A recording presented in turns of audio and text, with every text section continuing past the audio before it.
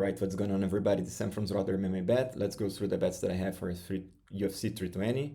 So overall comment here is that in my opinion there's not much value on the favorite side. I'm taking some of the underdogs in here. In my strategy and in my opinion there is value there, but there is a chance that nothing of this goes right and then I look like a fool, as sometimes I do. But anyway, that I'm pretty confident that at least I'm taking the value side on most of these things. So I'm taking Veretnikov for less than a half unit. Then I have Brogan Walker for a quarter of a unit. Josh Emmett for less than half unit. I have Yuri Prohaska for half a unit. And then Ankalaev, Alex Pereira for 0.7 units. And then I have Juseng Yu for 0.4 units. As for the prop bets, I have Brogan Walker by decision for a little more than a quarter. Emmett by decision for less than a quarter. Chris Gutierrez by decision for 0.2, less than a quarter, and then Poatan by decision, less than a quarter. So the logic behind here, guys, I'll try to break this down fairly quickly, right? And feel free to visit my channel. I have some short videos where I was breaking down some of these fights, especially I have Ankalaev and Poatan in that short video. So just going to try to give you guys logic and run through this one real quick. Okay, so between Prohaska and Khalil Roundtree, in my opinion, the most likely scenario is Prohaska, being the aggressive fighter, being weird as he is, doing angles, being unpredictable. Khalil Roundtree gonna stand his ground, gonna try to find his knockout shot. He definitely can. Prohaska can get hurt. He makes mistake. He will expose himself. But anyway, I think most likely we'll see Prohaska being able to, be more aggressive, more volume, put more pressure on Khalil until he finds a knockout shot. That's basically how I see this fight. Then Josh Emmett and Youssef Zalal. This is an interesting one for me to break down a little bit. The most likely scenario is definitely Zalal controlling the range, doing more volume, opening up some cuts on Josh Emmett. Possibly Zalal can finish Emmett, especially again if he opens a cut and is able to, get a doctor stoppage or something like that. But I do see a possibility where Josh Emmett is able to hit Zalal, especially on the legs and on the body. Zalal is very difficult to hit right on the head, but on the legs and on the body, it's not easy. But anyway, there is a chance for that. Emmett has the experience. He has the right coaches behind him. I'm pretty sure that they will try to do their best to win this fight. And in my opinion, this is the path to victory for him. I think there's a chance that they will take this pass. And again, there's a chance that Emmett wins.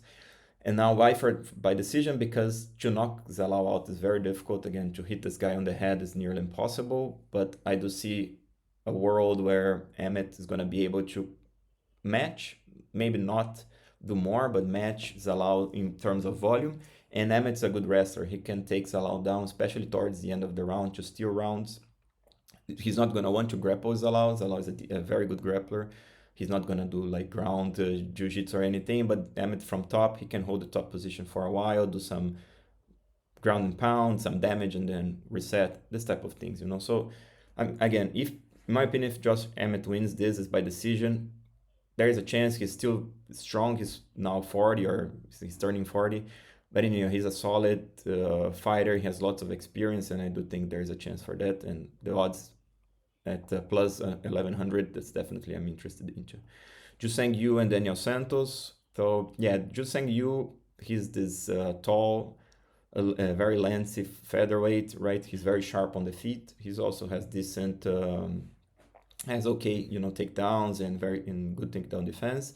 Daniel Santos is a warrior. The man brings everything he possibly can to the cage. He will try to move forward. He'll be aggressive. He's pretty good everywhere. But in my opinion, and this is going to heavily depend on how Juseng Yu is approaching this fight, if he's going to be calm in there and try to, use the best of his ability in his UFC debut. So I see that Juseng Yu, he's probably the one doing more damage here. I think he controls the range. He has a size and reach advantage here. He also has more power. Daniel Santos is he was fairly good at bantamweight as in terms of size. Now he's a little bit undersized as featherweight. They are fighting almost in lightweight here. It's a catch weight bout. So I do see lots of size advantage for Juseng Yu, power advantage. Daniel Santos can win this, not likely by finish, even though Juseng Yu slips on him, he can get caught, or Juseng Yu doesn't come prepared, didn't do enough cardio, he can get finished in the later rounds. But anyway, I think most likely it's Juseng Yu controlling the range, doing more damage, and he can also win a decision. So if you would give me Juseng Yu as minus 150, minus 130, I wouldn't take it, but he's at plus 120. That's where I took him. So I do see some value there, even though it's a debutant fighter. It's always tricky in there. Between Puna and Veretnikov, there are lots of details here to discuss. I'm gonna try to be more objective. So the idea behind here is that Puna, to me, he's a little bit unproven in the welterweight division. As a middleweight, he basically approaches the fight the same way as a middleweight. When he was not able to knock the guy out or out wrestle the guy, he tended to be frustrated and not actually, keep pushing or keep being very consistent in there. So he tended to slow down in the second and third round as a middleweight. As a welterweight, obviously, he's carrying even more power to the division. He could have better cardio as a welterweight just because he's more lean, he's better prepared. So if he's in his top-notch shape, he's probably gonna win this fight quite comfortably. But again, to me, he's a little bit unproven, right? Especially in terms of the cardio.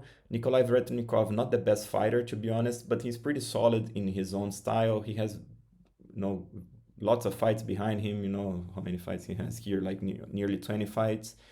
Good straight punches, tough guy, can do a little bit of everything. He's also big for the division, right? He's very long arms, and again, his long legs. He's pretty big for the division. He's tough to take down. So Puna can take him down, but Puna gonna have to outmuscle him quite a bit.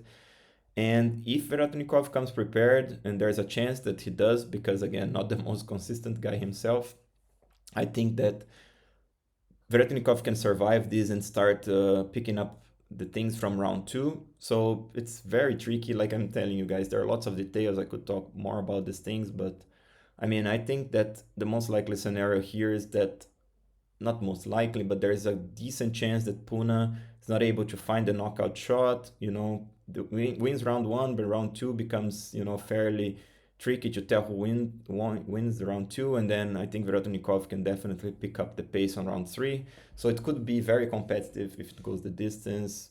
Veratnikov can also land on Puna, start doing damage little by little. Not much knockout power, but he could accumulate the damage if he comes prepared. So anyway, Veratnikov at plus 220, I do see some value there. That's why I'm taking this line. And then we have Chris Gutierrez and Farid Basharat. This is also another tricky one. Basharat, if you see the weightings included, he seems to be much more, motivated to win the fight. He's better overall.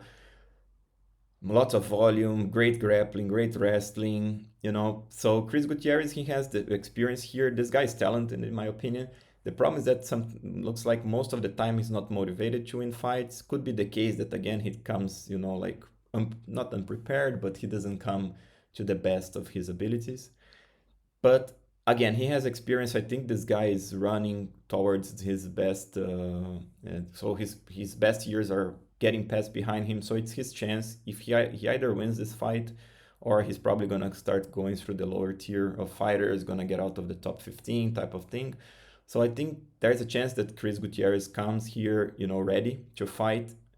Even being ready, I still think Basharat has the better chances to win here. But again, to me, if Gutierrez wins by decision, it's gonna be by, being able to stuff most of the takedowns, getting back up, get going more jabs, more leg kicks. On the feet is definitely competitive. Basharat is good on the feet, but Gutierrez is good too.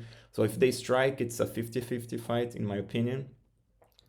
Let's see how it goes. Gutierrez by decision plus 700. I do see value in this line. To me, the real chances here of Gutierrez by decision will be close to something like plus 300. So you give me plus 700. I do see value there if he wins this by decision. So that's what I have.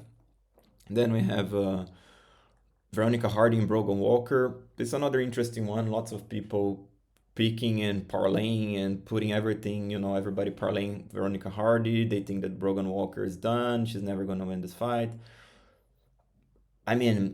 There's a clash of styles here. Veronica Hardy, she's a counter puncher, right? She will circle around the octagon. She will be the faster girl outside. She's pretty good everywhere. Good wrestling, good grappling.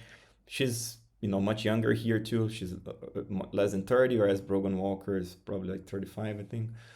So she probably has also the physical advantages overall. So I am taking why I'm betting Brogan Walker. Brogan Walker is an aggressive fighter. It may not look much because, when you are watching the guys, with lots of speed and power, and you see the women fighting, with all due respect I have, because they are warriors too. I mean, it looks much slower and everything, but Brogan Walker, she's solid in her style. She will move forward. She's aggressive. She throws lots of power. She's still pretty athletic, in my opinion. She's always in the gym, at least from what I see, right? I don't have much, information more than what is available online.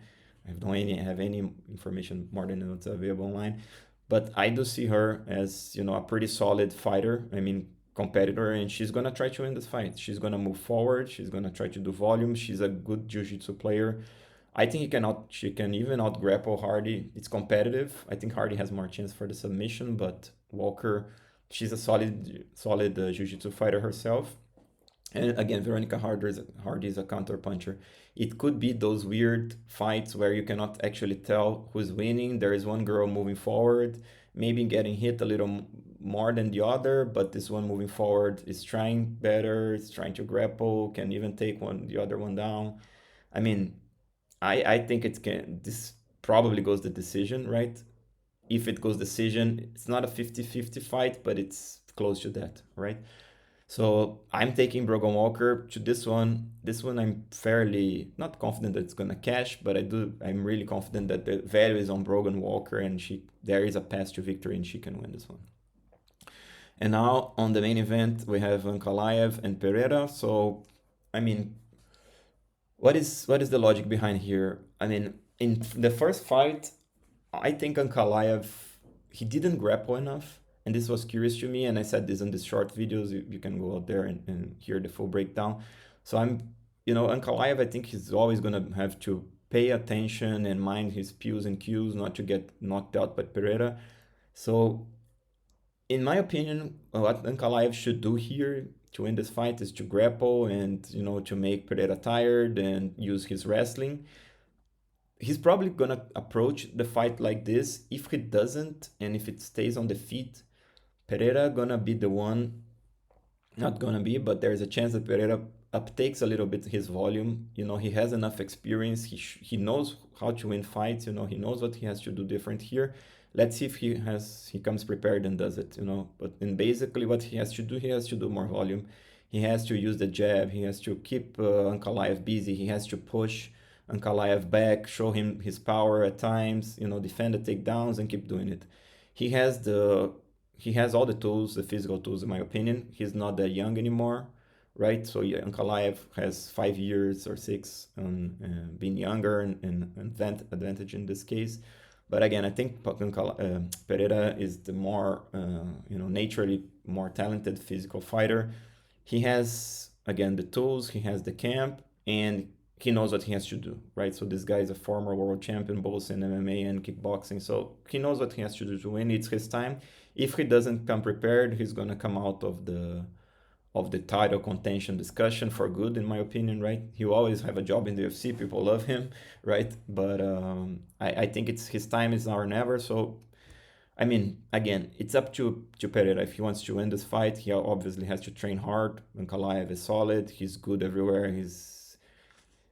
People call him boring, but I think it's not because he doesn't have much power, Ankalaev, right? But he's fairly aggressive. He's always, trying to bring the heat and to land the volume. He also obviously has the Dagestani wrestling in his back pocket. He's not elite in there, but he's pretty good. So Ankalaev, he's an excellent fighter, but in my opinion, on Pereira, if he comes ready, he can win this fight. So you give me him at plus 190.